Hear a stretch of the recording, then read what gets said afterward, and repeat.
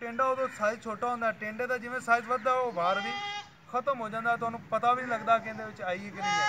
ਤੇ ਸਾਨੂੰ ਪਤਾ ਲੱਗੇਗਾ ਜਦੋਂ ਚੁਗਣ ਲੱਗਾਂਗੇ।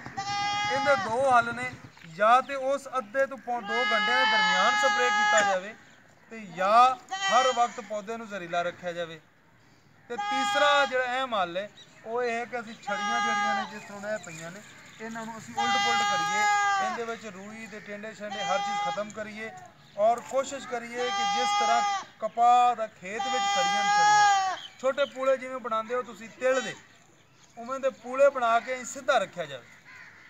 ਔਖਾ ਕੰਮ ਲੱਗੇਗਾ ਸ਼ੁਰੂ ਤੋਂ, ਲੇਕਿਨ ਅਗਰ ਇਸ ਤਰ੍ਹਾਂ ਅਸੀਂ ਰੱਖਾਂਗੇ ਤੇ ਇਹਦੇ ਨਾਲ ਕੀ ਹੋਏਗਾ ਕਿ ਇਹਨੂੰ ਸਾਰੇ ਨੂੰ ਮੁਕੰਮਲ ਉਤੋਂ ਧੁੱਪ ਲੱਗੇਗੀ। ਜਦੋਂ ਇਹਨੂੰ ਧੁੱਪ ਲੱਗੇਗੀ ਇਹ ਉਸ ਟਾਈਮ ਬਾਹਰ ਆਉਂਦੀ ਹੈ, ਇਹ ਸਮਝਦੀ ਹੈ ਕਿ ਮੇਰੇ ਬਾਹਰ ਨਿਕਲਣ ਦਾ ਟਾਈਮ ਆ ਗਿਆ, ਮੈਂ ਬਾਹਰ ਜਾਵਾਂ ਤੇ ਅੱਗੋਂ ਨਵੀਂ ਕਪਾਹ ਹੋਏਗੀ। ਅਗੇਤੀ ਕਪਾਹ ਦੇ ਪਾਬੰਦੀ ਹੈ, ਯਕਮ ਅਪ੍ਰੈਲ ਤੋਂ ਬਾਅਦ ਲੱਗਦੀ ਹੈ। ਹੁਣ ਅਗਰ ਇਹਨੂੰ ਉਲਟਾ ਦੇਵਾਂਗੇ ਇਹ ਬਾਹਰ ਨਿਕਲੇਗਾ ਪਰਵਾਨਾ, ਉਹਨੂੰ ਖੁਰਾਕ ਨਹੀਂ ਮਿਲਣੀ ਅੱਗੇ ਵਧਣ ਵਾਸਤੇ, ਅੱਗੇ ਪੈਦਾ ਚੱਲਣ ਵਾਸਤੇ। ਜਦੋਂ ਉਹਨੂੰ ਖੁਰਾਕ ਨਹੀਂ ਮਿਲੇਗੀ ਤਾਂ ਉਹ ਪਰਵਾਨਾ ਖਤਮ ਹੋ ਜਾਏਗਾ। ਇਸ ਤਰ੍ਹਾਂ ਇਹਦੀ ਨਸਲ ਅਸੀਂ ਖਤਮ ਕਰ ਸਕਦੇ ਹਾਂ। ਇਸ ਤੋਂ ਇਲਾਵਾ ਜੇ ਸਪਰੇਆਂ ਨਾਲ ਚਾਹੀਏ ਨਾ ਤਾਂ ਉਹ ਬੜਾ ਔਖਾ ਕੰਮ।